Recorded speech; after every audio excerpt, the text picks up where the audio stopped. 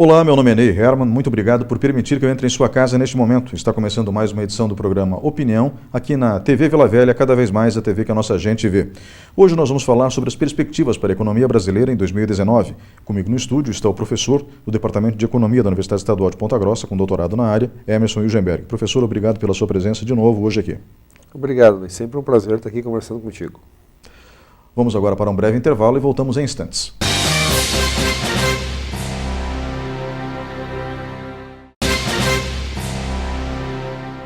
Olá, estamos de volta com o programa Opinião. O tema de hoje, perspectivas para a economia brasileira em 2019. Comigo no estúdio, o professor Emerson Ilgenberg, com doutorado na área, que trabalha no Departamento de Economia da Universidade Estadual de Ponta Grossa.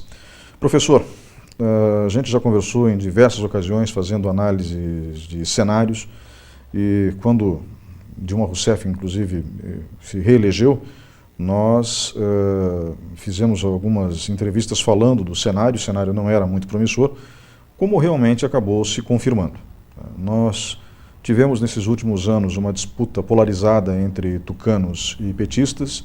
Isso acabou gerando uma instabilidade muito grande no país, e refletiu no mercado, é óbvio.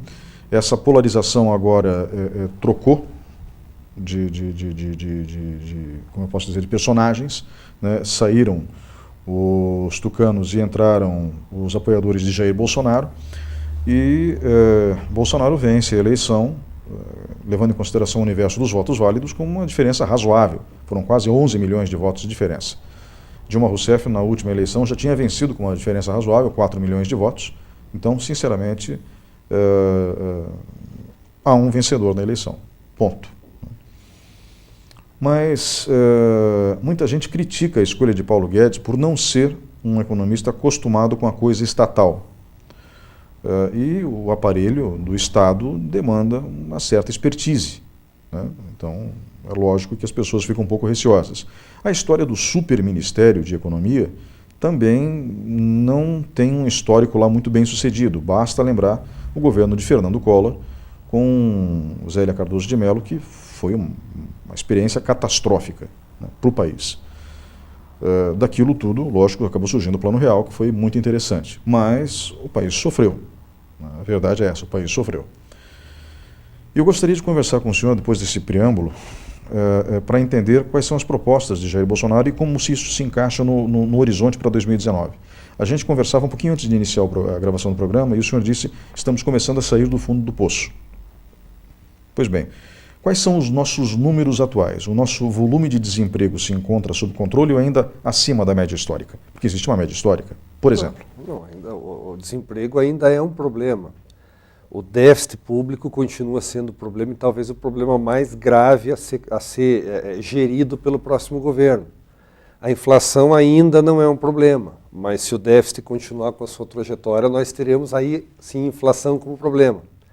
Aí sim teremos a persistência do nível elevado de desemprego na medida em que os empresários não investem, não se cria emprego, você não vai ter a queda no desemprego desejável. O grande desafio sempre foi a questão do déficit público. Ele foi muito pouco tratado na campanha e é muito fácil de entender o porquê. Se eu tenho déficit público, ou seja, se eu tenho uma despesa maior do que a receita, os economistas medem as coisas assim. Então existe o que se chama de déficit nominal e déficit primário. O primário é simplesmente eu pegar a minha arrecadação e ver quanto eu gasto, tirando das minhas despesas o que eu pago de juros. Para ficar talvez mais tranquilo ainda de entender, imaginar assim, uma família tem uma renda de R$1.000. Então se ela está gastando todo mês 1.100, ela vai consumir todo o crédito que dispõe até a hora que não tiver, e aí vai entrar numa dificuldade muito grande. O governo é a mesma coisa, né? Agora, como é que eu posso fazer se eu tenho uma situação de endividamento e quero sair dela? Se eu tenho uma renda de 1.000, eu tenho que gastar 900, criar um superávit primário para que esses outros 100 sejam direcionados ao pagamento da dívida. Se eu conseguir pagar simplesmente os juros, ela fica do mesmo tamanho. Se eu conseguir pagar o juro principal, ela no tempo vai diminuindo. Então, a medida de déficit primário nos dá essa indicação. Ora, o governo já tem uma previsão de um déficit primário da ordem de 140 bilhões para o próximo ano. 140 bilhões de reais. Como é que eu ajusto isso? ou reduzindo brutalmente despesas, ou reduzindo incentivos e desonerações, ou aumentando receita. Aumento receita de que maneira? De maneira recorrente e permanente, elevando impostos, ou de maneira não permanente, com privatizações. Então essas são as saídas. Então, repare que todos os temas são profundamente espinhosos a serem tratados. Todos. Né? Por qualquer candidatura, eles não foram devidamente tratados. O que o governo Bolsonaro, o que a gente pode esperar? Bom, é possível fazer uma leitura do seu plano de governo. São lá 80 lâminas de PowerPoint que ele dá alguns indicativos. Eu falo alguns indicativos porque são em 80, não um documento escrito com 80 páginas, mas em formato de PowerPoint com letras maiores, você escreve menos e, consequentemente, só dá grandes linhas. E mesmo essas grandes linhas, muitas vezes elas são controversas. De um lado, por exemplo, se colocava a questão de que a reforma da Previdência deveria ser feita em outros moldes, a reforma da Previdência que aí estava não serviria. Hoje há um indicativo de que o próprio Bolsonaro tenta implementar, ainda que de maneira paliativa, a reforma que estava para ser votada no governo Temer, que ela seja votada.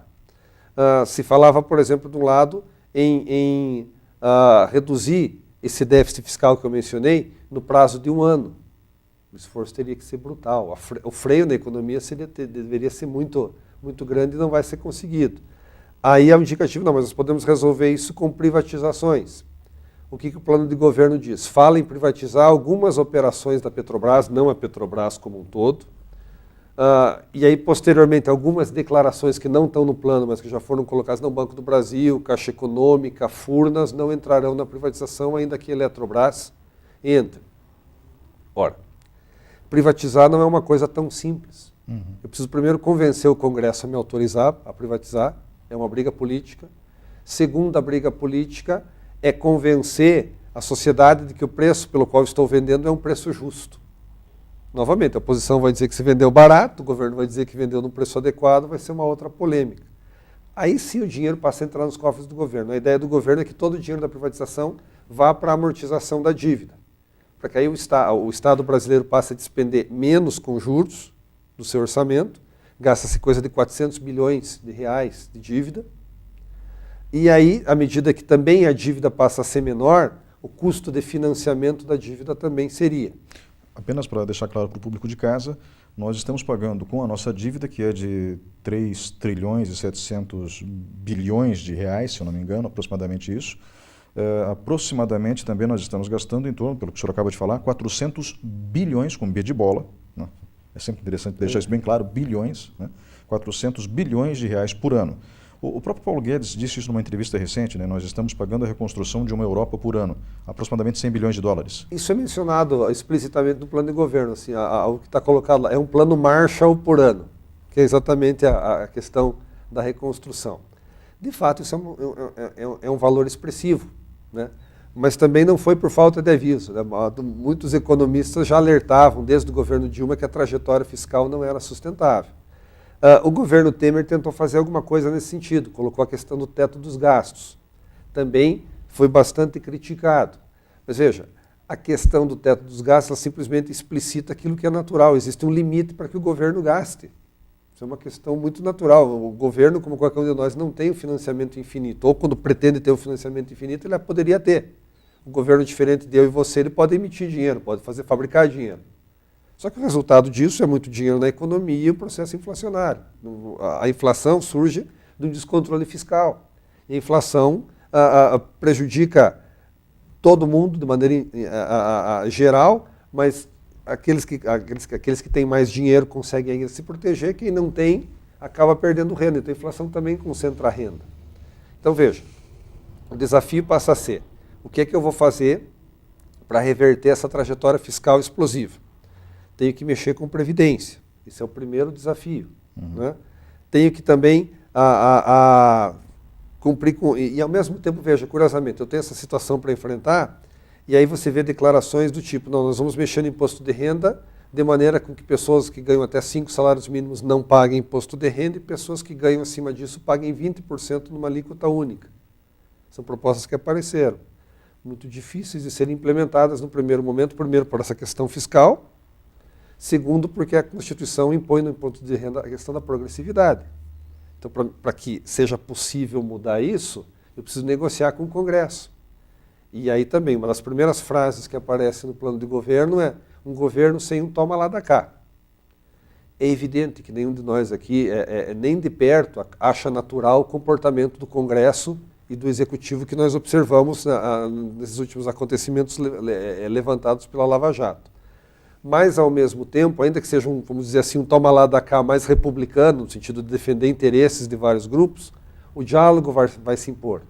Então, ainda que o governo tenha essa vontade, né, de ser mais voluntarista, né, de tentar fazer, ele vai precisar conversar com o Congresso, porque muitas das coisas que ele pretende fazer não são por maioria simples, são por 2/3, porque muitas dessas coisas exigem emendas constitucionais.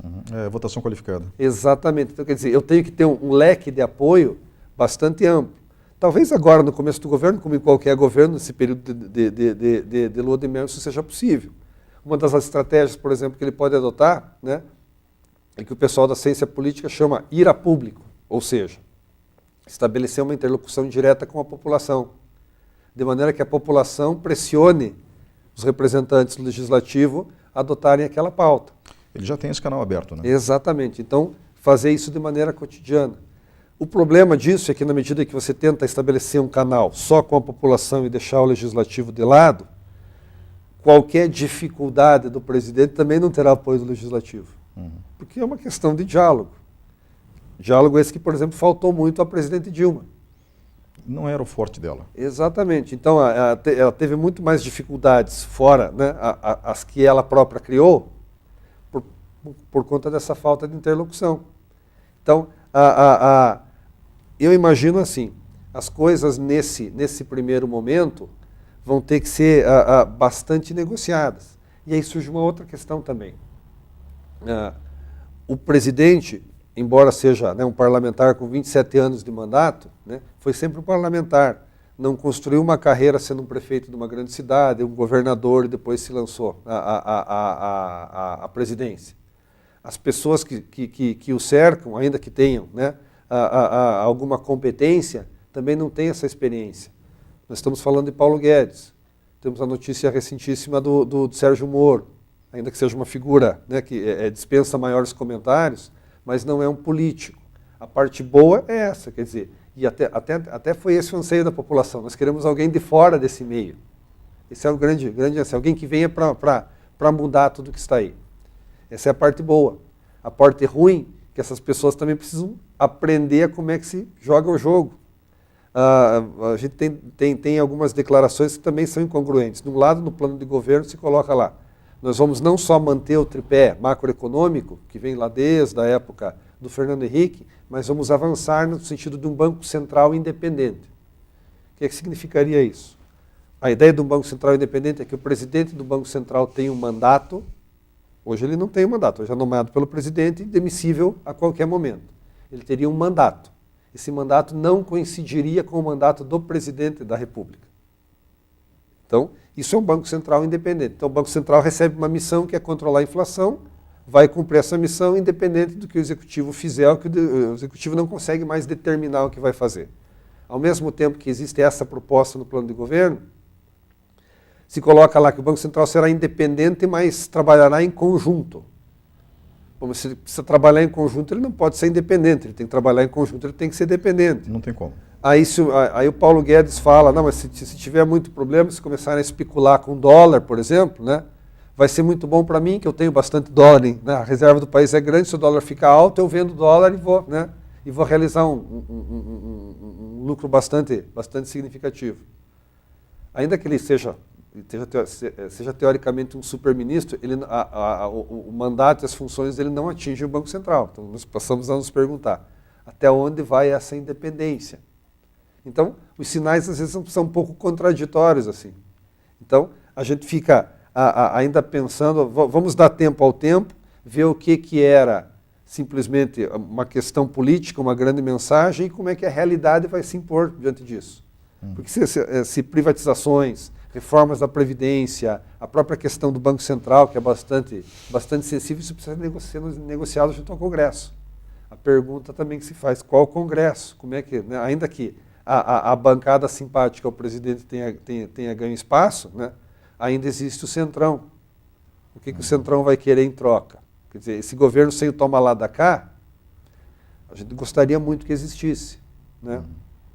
Ou ao menos que a conversa fosse o quão republicana possível. Não sabemos como vai ser, né? Ele vai ter que negociar. Ele fala no Ministério de Notáveis, como tem tentado colocar na economia, colocou agora na justiça, mas em outras áreas ele vai ter que, de novo, nós continuamos num presidencialismo de coalizão. Isso não mudou, né? Mudaram os atores, mas a regra do jogo continua a mesma. O presidente vai precisar de apoio. Rezemos para que, pelo menos dessa vez, os partidos que deem suporte indiquem pessoas tecnicamente qualificadas, e não meramente políticos para atender aos interesses desse ou daquela corrente. A questão toda, o presidencialismo de coalizão, teoricamente falando, ele não é ruim desde que você esteja defendendo ideias e não pessoas, né? E esteja defendendo interesses da sociedade e não interesses de pequenos grupos ou de indivíduos, o que é muito pior. E o grande problema é que o presidencialismo de coalizão, ele se poluiu, né? Ele foi corrompido ao longo dessas últimas décadas, desses últimos 20 anos, podemos colocar assim. Então, realmente, logo depois do impeachment do presidente Collor, houve um movimento de união de esforços para manter o país estável. Eu reconheço isso, eu acho que isso é mérito do Congresso Nacional e daquele Congresso Nacional lá do começo dos anos 90. Mas depois, não, depois... houve um gesto muito grande de humildade de Itamar Franco, que foi conversar com o Congresso Nacional pedindo apoio. Eu acho que isso foi fantástico da parte dele, e realmente ele teve esse apoio do Congresso Nacional. Fernando Henrique soube conduzir isso muito bem na sequência, e o próprio Lula também. Dilma já não, né? Você junta aí sua própria fragmentação partidária. Com também. Menos partidos, esse diálogo fica mais objetivo. Você sabe assim, que o seu interlocutor tem alguma importância e consegue representar, né, aquele grupo com que você está conversando, as coisas ficam menos volúveis. Quando você tem uma série de pequenos grupos, né, você também pode fomentar pequenas traições, só que um grande número de pequenas traições torna-se uma grande traição. Exato. E aí você não consegue, ou tem que ficar toda hora negociando espaços, cargos, vantagens. Isso é um complicador. Novamente, é uma questão a ser enfrentada. Quer dizer, até que ponto também o governo terá fôlego para implementar uma reforma política que atenda aos anseios dos cidadãos? Então, é que a agenda ela é bastante ampla. Existe a agenda comercial, a tendência agora é que sejam estabelecidos acordos bilaterais, abandonando aquela ideia de blocos, negociando com blocos. Ao mesmo tempo, o próprio empresariado que apoiou, né, já manifesta algumas preocupações quanto a isso. A fala do Paulo Guedes agora, não vamos olhar para Chile, para China, para Estados Unidos, vamos abandonar um pouco o Mercosul. Tudo bem, você até pode imaginar, o Mercosul tem países que comercializar hoje é difícil. A Venezuela, no que nós temos para trocar com a Venezuela, por exemplo, com um país menor, com a Bolívia, em termos comerciais, não políticos, né? Então, o que nós temos para comerciar? Mas, ao mesmo tempo, nós temos a Argentina, nós temos o Paraguai, nós temos o Uruguai. A Argentina, nós temos um acordo automobilístico bastante importante. Então, como é que vai ser feito isso? Ou, de um lado, se adotou a ideia de que a economia seria mais liberal, mas uma economia liberal aqui dentro também significa uma economia liberal lá fora. Como é que vai ficar a questão das tarifas, da competitividade? Será que o empresariado está disposto a apoiar essa ideia? Me parece que não. Porque também as condições para a competição aqui dentro ainda são muito complicadas, mas como resolver isso? Então, basicamente assim, existem grandes ideias. Num documento assim que fala sobre saúde, educação, segurança, economia, né, em letras tamanho 16, né, no PowerPoint, são simplificadas, são grandes ideias. Ainda não, a gente não consegue ter claro como fazer. Porque no limite, Ney, assim, se eu imaginar, e for olhar as grandes linhas de governo, todas elas vão dizer, nós precisamos melhorar as condições de saúde, de educação, precisamos ter controle da inflação, precisamos diminuir o desemprego. Isso é uma pauta única que vai da esquerda à direita. Exato. Agora, o como fazer, e a preocupação passa a ser como este governo vai tentar implementar isso, é que a gente ainda precisa ver, né? Fala-se, por exemplo, ao mesmo tempo que falou, vou manter o tripé macroeconômico. O tripé macroeconômico pressupõe controle do déficit público, né? Controle da inflação e câmbio flexível. Mas já se fala num câmbio que não pode variar, nós temos que ter aqui um certo parâmetro para câmbio. Aí alguém fala isso, aí o ministro, ou o futuro ministro Paulo Guedes, não, quem fala sobre economia sou eu. Quando o futuro ministro da Casa Civil, Onyx, fez algum comentário. Então ainda também há um certo bater de cabeças ali, talvez natural por conta disso. Quer dizer, se nós estamos querendo colocar pessoas novas que são de fora, a gente também tem que ter um pouco de paciência para entender que essas pessoas precisam compreender como funciona e ter também muita cautela. Porque uma coisa é uma fala, se a gente for voltar, por caso do Bolsonaro, por qualquer outro. Uma fala quando eu estou lá, não tenho tanta a expressão no Congresso. Então eu não estou falando para a nação, talvez esteja falando para o meu grupo de eleitores, eu posso ser mais contundente. Ter falas que atendam a esse grupo, ainda que o restante da sociedade não concorde. Afinal de contas, eu estou falando para aquele grupo. Aí eu passo a ser um candidato à presidência da República. Eu tenho que ter a preocupação de falar para o meu grupo e para atrair outros, porque eu preciso ser eleito. Estou em campanha, passo a ser mais cobrado. Sendo eleito, mais cobrado ainda, porque aí eu estou pressupondo, quer dizer, na verdade não pressupondo, estou constatando que o sujeito foi eleito, ele será o presidente, então ele terá poder para fazer aquilo que ele está falando. Então cada vez mais eu tenho que controlar aquilo que eu falo, porque isso vai tem aspectos bastante importantes em mercados. Se alguém fala, por exemplo, o governo está preocupado que o dólar está muito alto, eu falo isso e estabeleci um mecanismo de especulação na Bolsa. Então o governo está falando que ele quer baixar o dólar. Então todo mundo já espera que baixe, já mexe com o mercado de câmbio, ou juros, ou inflação, esse tipo de coisa, né? No caso do presidente eleito, Jair Bolsonaro, ele tem um temperamento muito forte.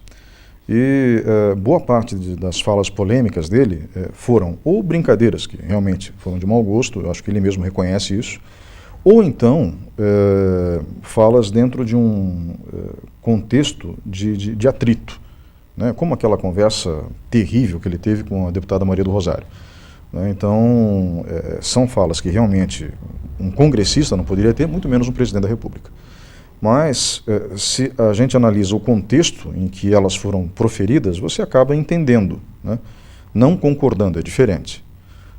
Eu falo isso em relação aos posicionamentos polêmicos do presidente, que ele deixou bem claro agora nessas últimas entrevistas, que foram pontuais, não significa que aquilo resume a crença dele em determinados aspectos, mas eu quero crer, né, que ele também vai ter um pouco mais de cautela na fala. Né? A equipe dele, eu não sei, porque na realidade ele está escolhendo pessoas muito parecidas com ele, tirando algumas exceções. O próprio Paulo Guedes, eu acho que ele tem uma perspectiva de mexer na coisa pública muito otimista, quando o senhor fala aqui, como que ele vai fazer isso? Esse como é que deixa muitos economistas, como o senhor, na dúvida. Afinal de contas, ele não tem experiência na máquina estatal, ele sabe do que ele está falando, ele conhece a lei para poder mexer nisso. Não é a dúvida só que o senhor tem como economista, ou que outros economistas têm, mas é a dúvida que todos têm. Né? E eu rezo para que o governo tenha como eu posso dizer, uma visão de mundo perfeita, né? E consiga operacionalizar tudo.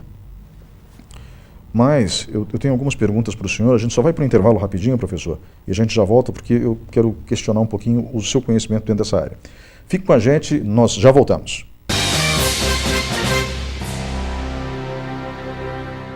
Programa Opinião. Apoio. Iniciativa Cartuchos. Tudo em informática, mas tudo mesmo. Supermercados Tozeto. Bem mais que um supermercado. Sicredi. Gente que coopera, cresce. E Box 101. O mundo virtual ao seu alcance. Olá, estamos de volta com o programa Opinião. O tema de hoje... Perspectivas para a Economia Brasileira em 2019, comigo no estúdio, professor Emerson Ingenberg, com doutorado na área de Economia, professor do Departamento de Economia da Universidade Estadual de Ponta Grossa. Professor, a gente falava no bloco anterior sobre as propostas, as metas, vamos colocar dessa forma, né, de Paulo Guedes para a economia, e existem algumas metas que são complicadas de se atingir. Por exemplo, o senhor mesmo falou, vamos diminuir a dívida pública. Como? Então, privatizações, de que jeito? A privatização não dá para acontecer de qualquer jeito, né? Ou seja, tem uma velocidade, um trâmite para isso. Vamos vender imóveis da União. Por quanto? Vale quanto? Vamos vender reservas da União. Que tipo de reserva? Vamos usar dólares da reserva cambial para quitar os juros da dívida. Acho que hoje nós temos reservas cambiais no montante de 380 bilhões de dólares. É bastante dinheiro, né? Dá para fazer isso? Não sei nem se juridicamente dá para fazer isso.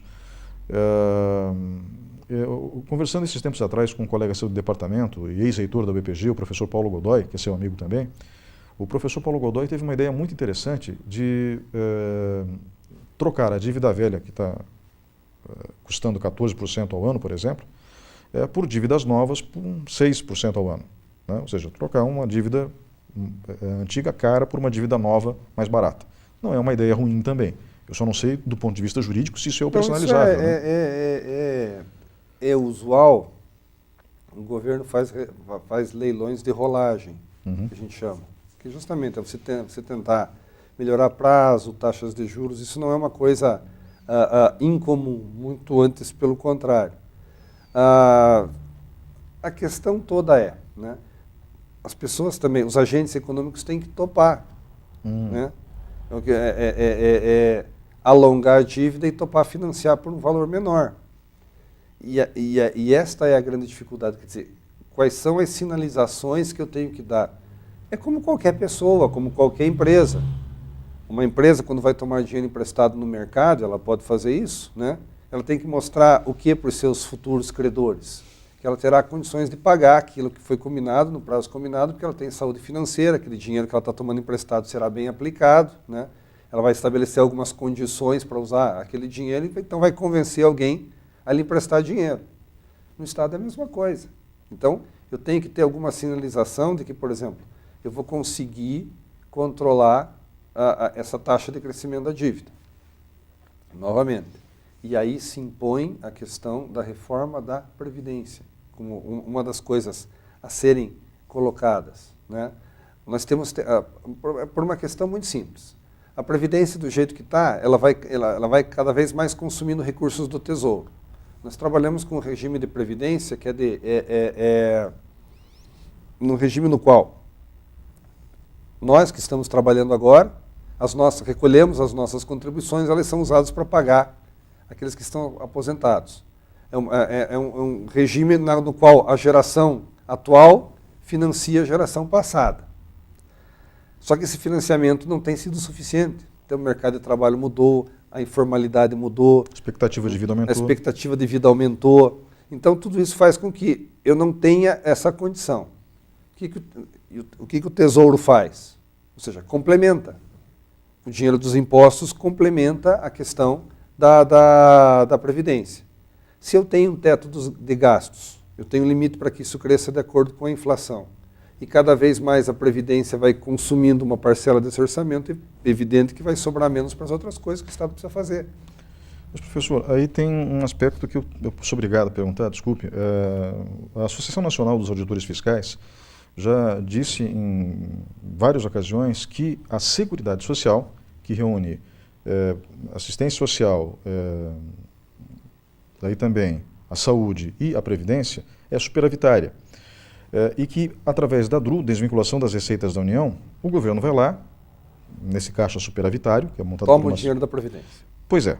Então, é óbvio que vai ter um furo, pois eles estão tirando dinheiro de um lugar que não deveriam tirar. Bom, então vamos começar. Só por favor, para poder entender, tá? Há alguns detalhes interessantes no cálculo da Anfip, né? O cálculo é divulgado até o ano de 2015. Pela metodologia da Anfip, a Previdência estaria deficitária em 2016 para frente, com a metodologia que eles utilizam. Uhum.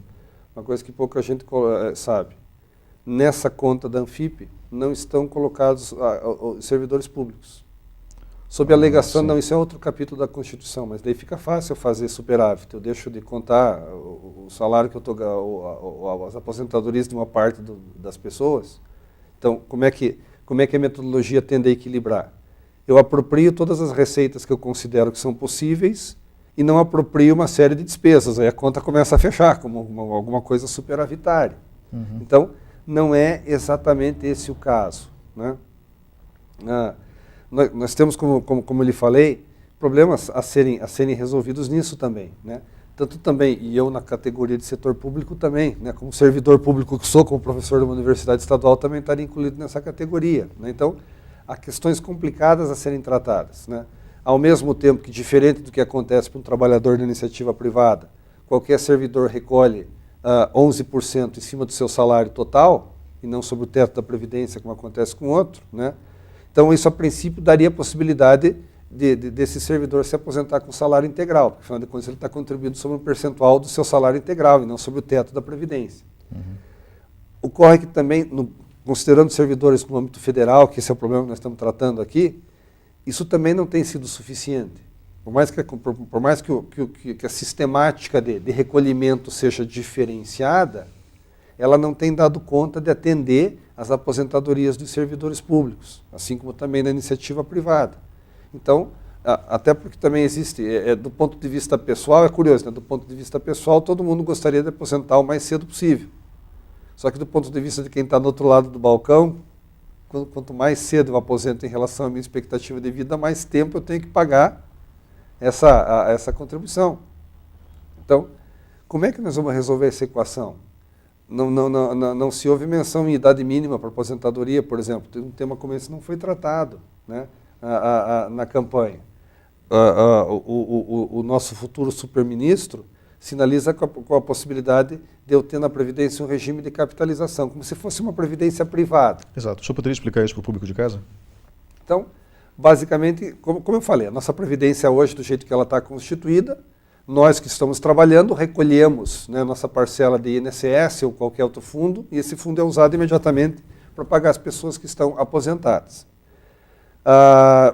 Num outro arranjo, eu contribuiria e esse dinheiro ficaria separado na conta do Emerson, na conta do Ney.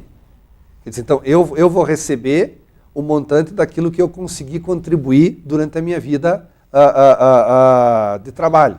Ou seja, eu não separo o dinheiro todo, cada qual teria um regime de capitalização para si e receberia na medida daquilo com que contribuiu. É um regime mais justo? Vamos admitir que, de fato, pode ser um regime mais justo, mas aí passa a ter outro problema. Mas como é que eu migro de um sistema para o outro? Porque décadas, né? Esse sistema intergeracional que eu estou mencionando, então, hoje eu tenho que recolher para pagar quem está lá. Agora, se eu começo a recolher para um outro sistema, vai faltar mais dinheiro ainda. Como é que eu vou conseguir fazer esta transição? Também é uma coisa complicada. A indicativo no plano de governo, vamos constituir um fundo. Novamente, né, a indagação que fica, constituirmos um fundo a partir de que recursos? Ao mesmo tempo, nós podemos fazer isso, por exemplo, poderíamos imaginar, justamente com o produto das privatizações. Mas, ao mesmo tempo, o governo sinaliza, não. A nossa intenção é que todo recurso que vier das privatizações seja aplicado na amortização da dívida para que nós tenhamos mais dinheiro, deixemos de pagar tanto juro, para tocar as atividades que o governo necessita.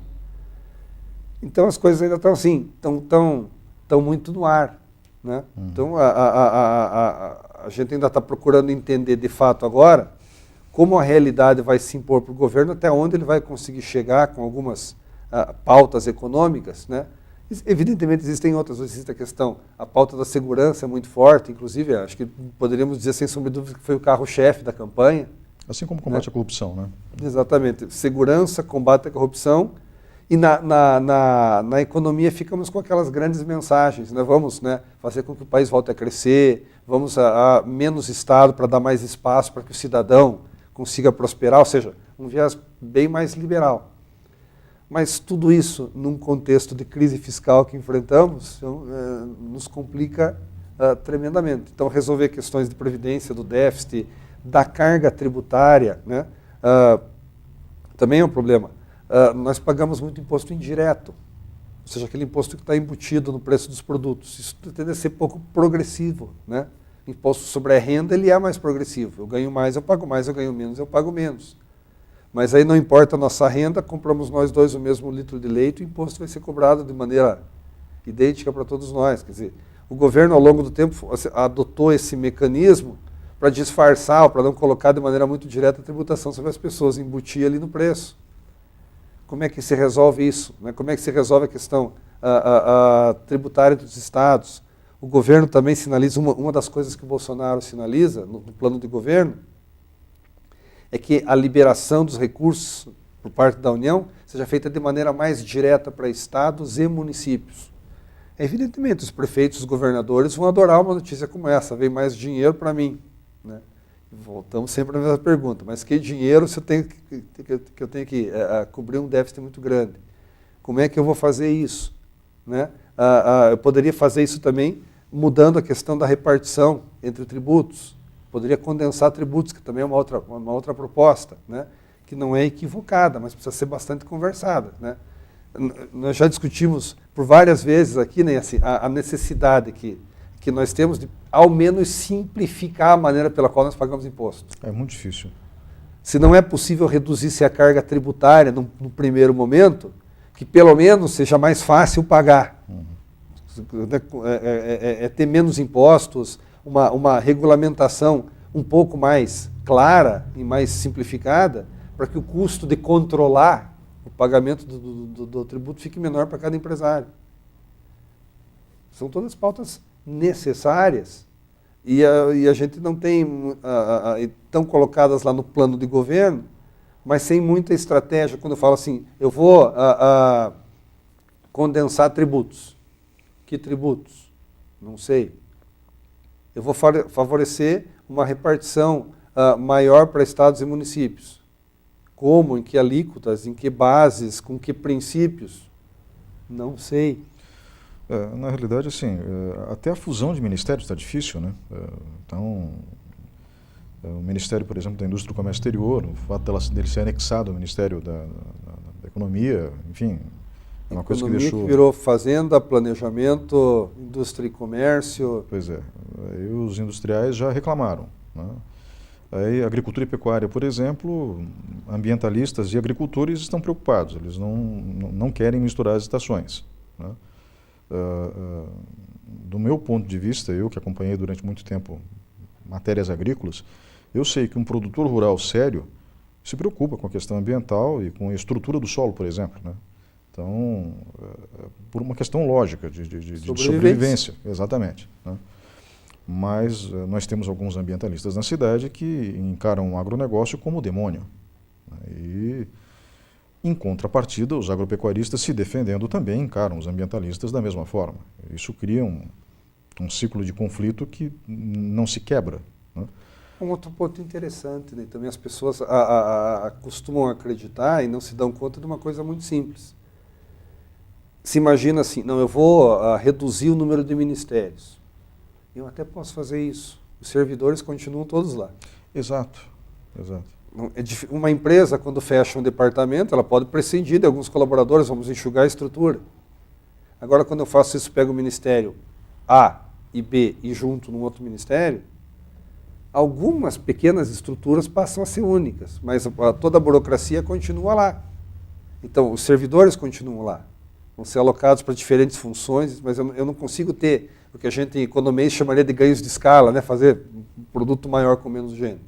O Bolsonaro falou em implementar um programa de demissão voluntária, se não me engano, do PDV, mas normalmente a experiência que a iniciativa privada tem com isso, e na iniciativa pública não é diferente, é que os mais qualificados, aqueles que são mais empreendedores dentro da própria vida, é que acabam saindo da coisa pública ou da Porque empresa. Porque vem uma perspectiva. É evidente, tanto no ponto de vista privado quanto do ponto de vista público, né?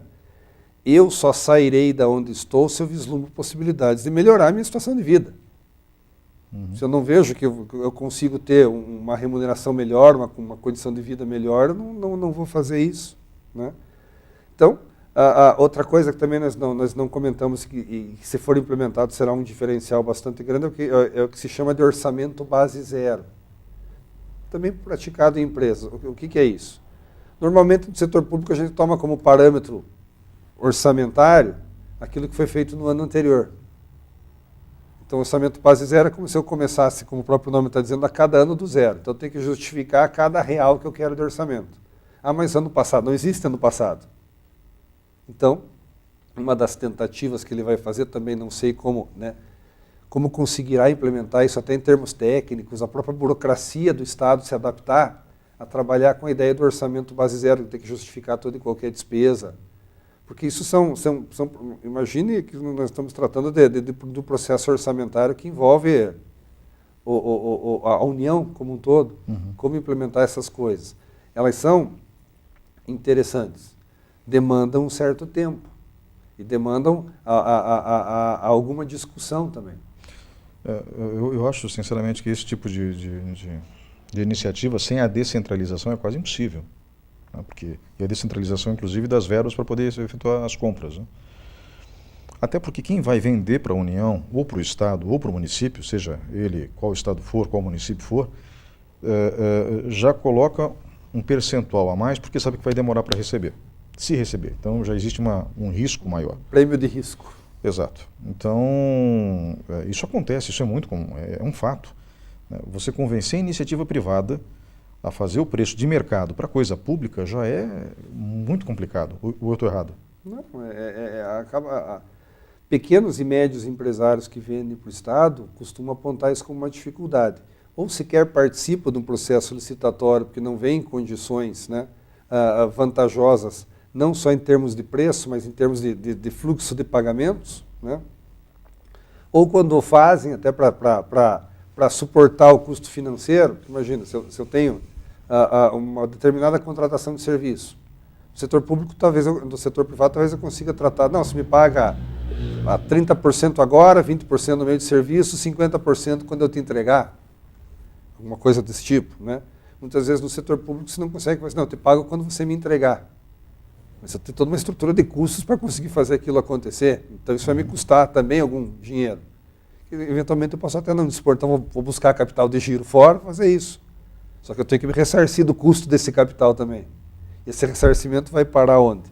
No preço pelo qual eu vou oferecer. Então, esse tipo de coisa é um complicador. Professor, a gente fala de algumas medidas aqui que são necessárias, porque a gente fala em combater o déficit público, porque isso gera uma despesa terrível para o contribuinte no fim das contas. Mas também tem a questão da geração de emprego, que só acontece com a retomada do crescimento. Muitos analistas, inclusive da área econômica, disseram que nesses últimos anos a crise do Brasil foi mais política do que econômica. Olha, se foi política, afetou a economia de uma forma considerável. Né? Se foi só política, como eles dizem. Né? Eu acho que a gente estava vivendo na Ilha da Fantasia e a gente acordou. Em 2013, a gente tomou um choque de realidade, né? E as pessoas não entenderam que o Plano Real era só o começo do processo. Havia muito tijolo a ser colocado na estrada, vamos colocar assim, sabe? A estrada dos tijolos amarelos. Né? Como se retoma, dentro desse contexto que o senhor está colocando, a geração de empregos, para que a gente volte a patamares, no mínimo históricos, ou seja, 8%, 6% desempregados, contra 12%, 15% que a gente tem hoje? Veja, o que aconteceu também, se você falou desse processo de mudança, o início do governo Lula foi marcado por uma presença do Estado investindo. O governo Dilma optou por fazer uma situação inversa. O Estado não investiu, o Estado confiava mais na iniciativa privada e tentava incentivar a iniciativa privada a investir com taxas de juros menores ou reduzindo a Selic ou colocando os bancos públicos para concorrer de maneira mais intensa com bancos privados para baixar a taxa de juros ou oferecendo crédito subsidiado via BNDES, né? Na ânsia de proporcionar crescimento de curto prazo. Ou seja, todos nós lembra um determinado ano, o que a presidente gostaria de ter como presente de Natal? Um PIBão, né? Um PIB grande. Então era aquela a ideia de que não, preciso fazer no curto prazo a economia crescer. Então vou fazer de tudo para que isso aconteça. Então o Estado implementou uma estratégia que teve um custo para ele muito grande, renúncias fiscais de um montante bastante considerável. A aventura com a redução da conta de luz, Aqueles mais à esquerda costumam colocar isso na conta do que eles chamam de... Não, o governo nada mais fez do que implementar a agenda da Fiesp. Em boa parte, ou em alguma parte, de fato, algumas medidas adotadas vieram da Fiesp, como a questão da redução do custo de energia. Mas a Fiesp não pediu que a energia fosse reduzida para o consumidor também, só pediu para a indústria. Essa aventura toda, essa rápida aventura, custou ao Tesouro cerca de 9 bilhões de reais, esse prejuízo. A equalização com taxa de juros do BNDES, o que é essa equalização? Se o BNDES está emprestando dinheiro a um valor inferior ao que se empresta no mercado, alguém tem que pagar essa diferença para o banco. Quem pagava o Tesouro? O Tesouro é o meu, o seu, nosso dinheiro. Ah, ele está lá disponível no caixa para colocar? Não, então eu empresto para poder pagar o BNDES. Mais 21 bilhões. Nesse tipo de política, né? Mais os gastos impostos à Petrobras. Na medida em que, né, eu usei a Petrobras como política econômica para não deixar subir o preço da gasolina, ao mesmo tempo que eu impunha para a Petrobras um programa forte de investimentos para explorar o pré-sal. Investimentos com conteúdo nacional, que pelas características da indústria nacional cobrava mais caro, não só pelas características estruturais, mas como pelo que a Lava Jato revelou. Tudo se tornava mais caro também por conta da corrupção. Então, o que nós precisamos agora? Precisamos de investimento. Ele virá da onde? Se o Estado esgotou sua capacidade de investir, ele tem que vir do setor privado. Então, o que resta ao governo fazer nesse primeiro momento, né? Tentar estabelecer, junto ao empresariado, uma reputação de que o governo será menos intervencionista, que esse também era um problema, né? A regra do jogo não pode mudar toda hora. Nós estamos falando de como é que eu retomo o emprego. Grandes projetos de investimento vêm para o país quando eu tenho uma condição econômica clara. Então, o papel do governo nesse primeiro instante é demonstrar qual é a regra do jogo que nós vamos jogar e nós vamos bancar esta regra. Dar o máximo de previsibilidade possível, para que o investimento privado agora consiga retornar. Porque o investimento público nesse cenário de dificuldade fiscal, com a intensidade que seria necessária, é complicado. Eu posso tentar outras alternativas, como até para melhorar também a infraestrutura e a produtividade, uma estratégia nova de concessões, por exemplo, né? Então, buscar outras alternativas. Ao mesmo tempo que isso acontece, e aí começa também a ter essa preocupação do empresariado. O empresariado, de um lado, apoiou o governo, do outro lado, vai perceber que se o governo adotar uma estratégia liberal, por definição, qual é? Estado é Estado, empresa é empresa. Então, a empresa tem que concorrer com as demais empresas, porque, afinal de contas, uma economia liberal pressupõe concorrência interna e externa. Uhum. Então, esqueça da parte do Estado a renúncia fiscal para aumentar a competitividade. Você, empresário, se vire, porque o mais capaz sobreviverá. Complicado isso. E o empresariado agora, né, vai abraçar essa ideia no curto prazo? Não, até porque também não vai ter condições, mas é a questão tributária, a questão de logística, como é que eu faço? Os custos também são maiores. Então, todos os problemas estão intercalados. Não há uma solução fácil, muita gente coloca assim, nas mãos do presidente, não desse em especial, mas de qualquer um que viesse assumir o cargo, né? Como se tivesse uma varinha de condão ou tivesse um conhecimento que nenhum de nós dispõe, uma coisa muito diferente que poderia fazer acontecer. Então talvez nós tenhamos que abandonar um pouco o ânimo da campanha, né? Para os eleitores do Bolsonaro, eles venceram, né? A sua ideia venceu, os vencidos, é um processo democrático, vão ter que se conformar, aceitar o resultado, mas como também é do processo democrático, vão oferecer oposição àquilo que está acontecendo, mas nós temos que dizer, bom, nós elegemos um presidente da República, não um super-homem, que sozinho é capaz de resolver tudo. Até porque o Clark Kent era repórter de geral, né? Não era da editoria de economia. Não era. Bom, vamos agora para um breve intervalo, professor, e voltamos em instantes com o programa Opinião. Por favor, fique com a gente.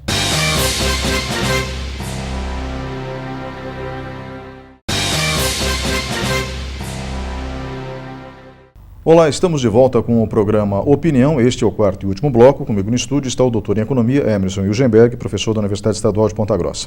Professor, estamos chegando no fim do programa. O que o senhor deixou bem claro nos blocos anteriores é que as soluções e as perspectivas para a economia em 2019 estão ligadas a uma série de medidas que apresentam influência mútua. Foi o que eu pude entender, né? Daí assim, o Paulo Guedes sozinho não consegue, né? Ele vai precisar de uma equipe, né?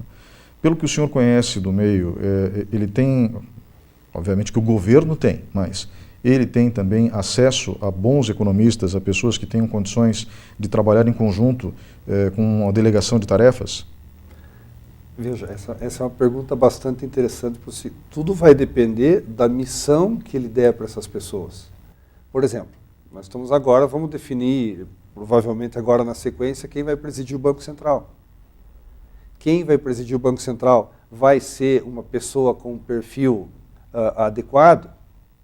Bom, tudo vai depender da missão que eu quero dar para essa pessoa com um perfil adequado. Se eu pegar, vamos imaginar assim, não é o caso desse governo, mas só para as pessoas entenderem. Eu quero um bom executivo para presidir a Petrobras. Mas eu vou dizer para esse executivo assim, olha, o negócio é o seguinte, nós não podemos aumentar o preço da gasolina pelos próximos 3 anos, aconteça o que acontecer, e você tem que investir um monte de dinheiro que nós precisamos. Preciso de você para isso. Será que essa pessoa com um perfil adequado vai topar uma missão como essa, que é inexequível? Mas não, muito obrigado, não tenho condições de lhe atender nesta missão. Então, a presença de pessoas qualificadas também vai depender do que eu vou dar para elas como tarefa. Nós temos alguns indicativos. O Sérgio Moro assumiu a pasta da Justiça, estamos imaginando então que o presidente lhe deu as condições que ele achava adequadas para colocar sua biografia à disposição da missão na Justiça. Para alguém do Banco Central, alguém na área da educação, que seja, há um grande nome para isso, vai depender do que o presidente solicitar a essa pessoa. Então, no caso da economia, tudo tá ligado a isso. Quer dizer, o Banco Central será independente, não será independente, como vai ser, qual é o limite dessa independência? Aí nós vamos saber. Bem, resumindo, o senhor tinha dito já, eu falei isso no segundo bloco do programa, que nós estamos começando a sair do poço. Isso significa que, com todos os percalços, a equipe de Temer fez alguma coisa certa no processo. E, ao mesmo tempo, a estabilidade política gera um cenário um pouco mais confortável para o investidor, né? Apesar do país ser o Brasil, com todas as suas peculiaridades. 2019, de maneira muito rápida agora, professor, é a última pergunta que eu lhe faço. 2019 tende a ser um ano de continuada nesse processo que o senhor indicou, ou seja, estamos em processo de recuperação? A princípio, sim. A inflação parece que ainda está sob controle, né? O investimento tende a ter alguma retomada. Se a gente imaginar que o setor público consiga, pelo menos, manter uma estrutura para a dívida que não complique, isso pode ajudar também. O PIB vai crescer ainda pouca coisa, porque também empresas e famílias ainda estão endividadas. Aquelas que ainda conseguiram manter seus empregos ainda estão pagando dívidas, estão mais receosas em assumir dívidas de longo prazo.